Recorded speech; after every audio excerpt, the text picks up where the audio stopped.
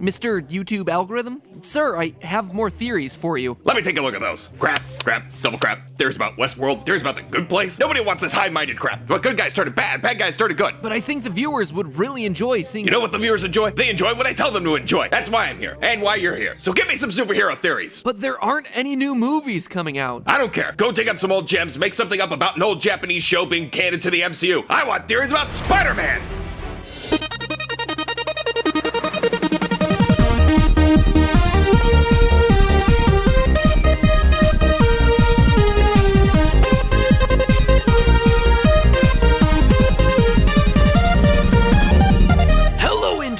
Welcome to Film Theory, the show that totally called the MCU's reimagining of the Daily Bugle long before its surprise appearance at the end of Far From Home. It's no exaggeration to say that I've spent countless hours thinking about Spider-Man's complex boss, but recently, one of you gave me a bit of a challenge. Reddit user, years ago, they tried tea. Anyway, this Reddit user posted a theory that J. Jonah Jameson was illegally selling Peter Parker's photos. To quote from that theory on Reddit, it's clear from the Spider-Man 1 that Peter is the only one that would be able to take the cinematic, high-quality photos he supplies to the Daily Bugle. However, let's look here at the many publications showcasing these sorts of photos in Spider-Man 3. Where did these publications get the right to publish these photos? As far as we know, Peter doesn't sell his photos to anyone except the Daily Bugle. Part of the reason he's so poor all the time, with JJ consistently lowballing him. Therefore, it makes sense that these other publications couldn't have gotten the photos from anyone except the Daily Bugle, i.e. J. Jonah Jameson. TLDR, J. Jonah was selling Peter's photos for money, evidenced by other publications having Spider-Man photos. He didn't give up Peter to the Green Goblin because of Peter's monetary value to him, not because he is a refined valley dude. I don't know what refined valley dude means. I think it just means he's a stand-up guy. The point is, this post was as good as flashing the theory symbol in the sky, and I have seen the call. So today we're putting J. Jonah on trial to see if he's just an innocent newsie or a dirty, rotten media scoundrel. Now, as much as I'd love to write this about the MCU's Jameson, he's barely shown up yet, and unlike in most every other Spider-Man iteration, it seems like Peter and Jameson won't be working together in the MCU. There also wasn't a J. Jonah Jameson in the Amazing Spider-Man series, which honestly is probably why it was so awful. You were my friend, and you betrayed me! Okay, maybe it wasn't the only reason it was so awful. That means that the last time Spidey and J. Jonah shared some serious screen time together was back in Sam Raimi's extremely influential superhero trilogy. I know those movies came out a long time ago. Like, a long time ago. Like, a chunk of this audience wasn't even born when the first one came out. Think about that one. So I'm just gonna go ahead and refresh your memory about all the important details for today's theory. After Peter Parker starts his vigilante work as Spider-Man, local tabloid editor J. Jonah Jameson puts out a cash reward for pictures of our vigilante. Peter, being short on cash, decides that he can cheat the system a bit by taking pictures of himself and then selling those to Jameson. Throughout their time together, Jameson makes it abundantly clear that he's only out for exactly one thing. I don't pay you to be a sensitive artiste. I pay you because for some reason that psycho Spider-Man will pose for you. The Raimiverse J. Jonah very specifically commissions pictures of Spider-Man from Peter, except the one time Jameson decided to use Peter for MJ's engagement party. Anyway, when Spider-Man goes missing, Jameson shows a moment of regret for his actions before Spider-Man steals his own suit from Jameson's wall. Spider-Man was a hero. I just couldn't see it.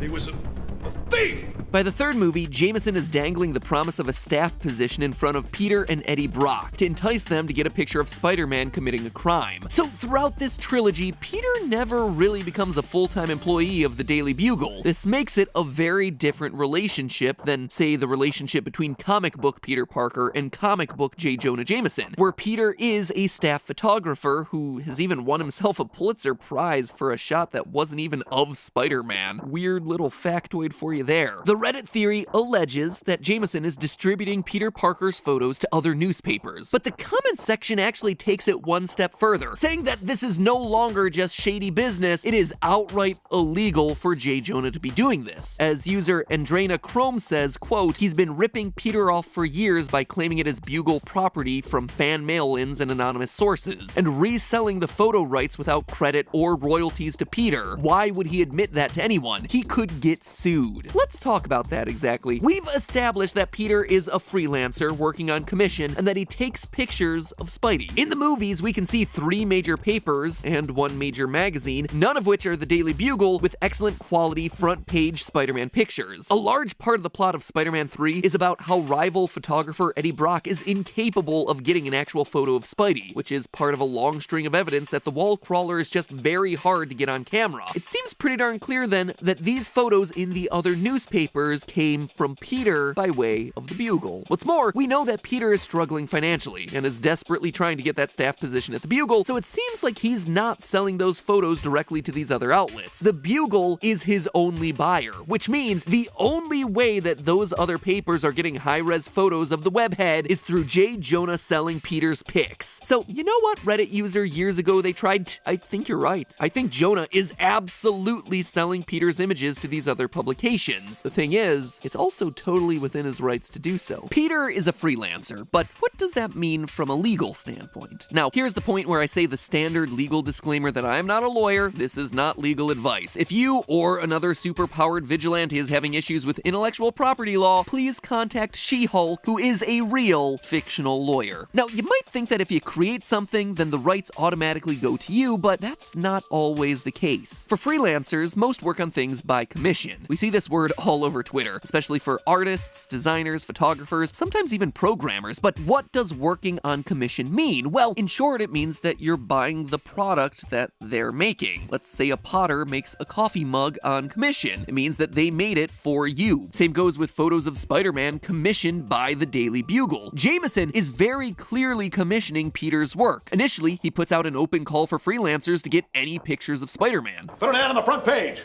Cash money for a picture of Spider-Man. When Peter brings Jameson pictures of other things, J. Jonah turns him down. You're fired. Why? Dogs catching frisbees?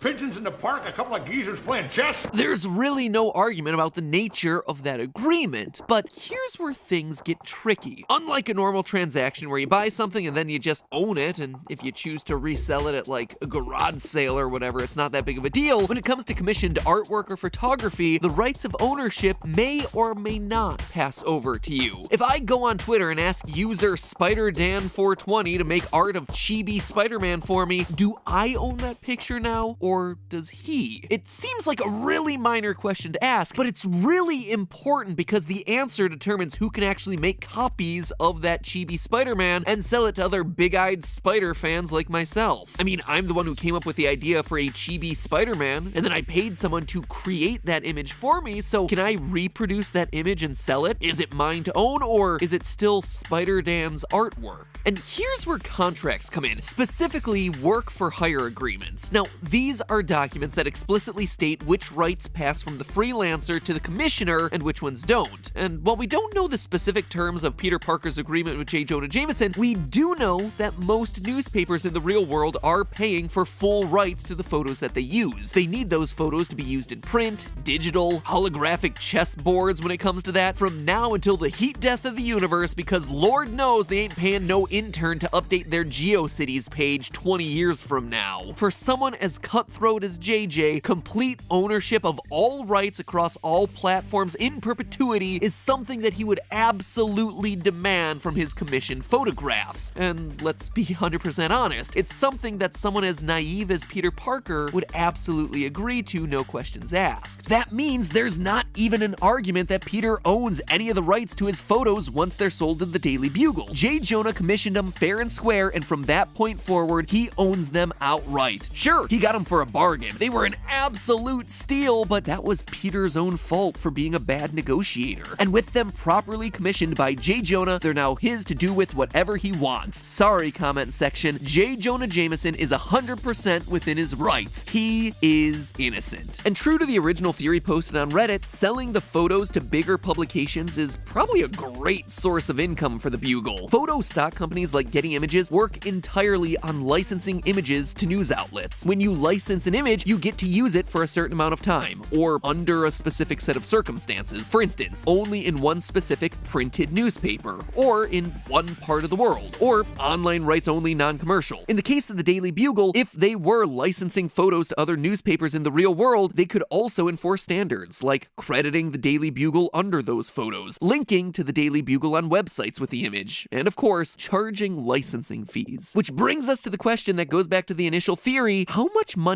could J. Jonah actually be making off of Peter's photographs? Honestly, the sky's the limit. This photo of me, taken for free at an event that I did for charity, a photo that I've heavily doctored to make sure that it falls under fair use so I don't actually have to pay for it, is valued at $500. Same with this picture of me and other YouTubers ringing the NASDAQ bell from a few years ago. $500. And I wouldn't blame you if you were like, wow, Matt Pat, way to milk it for cash. Except all of that is money I will never see. It's weird. They do this a lot at red carpet things. They take photos of you and then they just sell the rights for huge amounts of money, and you're just like, okay, I guess I don't get any of that. You're just profiting off of my likeness. It's very, very strange. Anyway, that $500 isn't even for all the rights to use that image all the time. Now, in Spider-Man, we're talking about the only good photos in the world of a superhero who is making front page headlines. I'd say that's worth a bit more than me handing out Thanksgiving dinner to the needy. J. Jonah could literally name his price for these photos. So, I have to agree with the Reddit theory. Jonah doesn't want to give up Peter's identity to the Green Goblin due to journalistic ethics. Sure, he is an upstanding guy to a certain extent, especially when you read the comics, but it also doesn't hurt that he just so happens to be protecting not only a nice kid, but also what is certainly his biggest cash cow. So if J. Jonah wasn't cheating Peter out of his photo royalties, why is there so much time left in this video? Well, I had to find something that J. Jonah did wrong, and well, there is this. Spider-Man wasn't attacking the city, he was trying to save it. That's slander. I resent that. In print, it's libel. J. Jonah Jameson may not have sold photos illegally, but he has certainly used them illegally. Let me introduce you to a much more nefarious crime in the newspaper business: libel. J. Jonah has unquestionably libeled Spider-Man and should be in line to lose his job, his media credentials, heck, any cash he has stuffed away in his mattress, because he has got a whole heck of a lot of lawsuits coming his way. New York libel laws use 4 qualifications for a defamation case. Defamation, just by the way, is a kind of umbrella term for both slander and libel, which are basically the same crime just done in different mediums. Anyway, qualification number 1, it has to involve a false statement. Anything you print that's true is just a free pass. You're totally in the clear. But we know from watching the movie that Spider-Man really was saving the city and not attacking it like J. Jonah claims, thus he is libeling Spider-Man's good name. Qualification number 2, fault must amount to actual malice. Now, this means that Jameson had to have had some reason to think that the story wasn't true, but didn't care and published it anyway. Peter, who, even if he wasn't Spider-Man, is the photographer of the scene and thus an eyewitness, directly tells Jameson that the story isn't true, yet Jameson absolutely doesn't care and publishes anyway. This one is pretty cut and dry. Qualification number 2, big check mark there. Libel qualification number 3, it must cause special damages or defamation per se. Special damages usually refers to the financial fallout from slander. It costs someone their job, or it costs someone their business. Since Spider-Man is not a profit-generating enterprise, that's not important. But what is important is the defamation part. Defamation per se statements are things that impugns a person's character. In other words, makes them appear morally corrupt. The accusations that J. Jonah leveled at Spider-Man both impugn his character and accuse him of committing morally corrupt crimes. So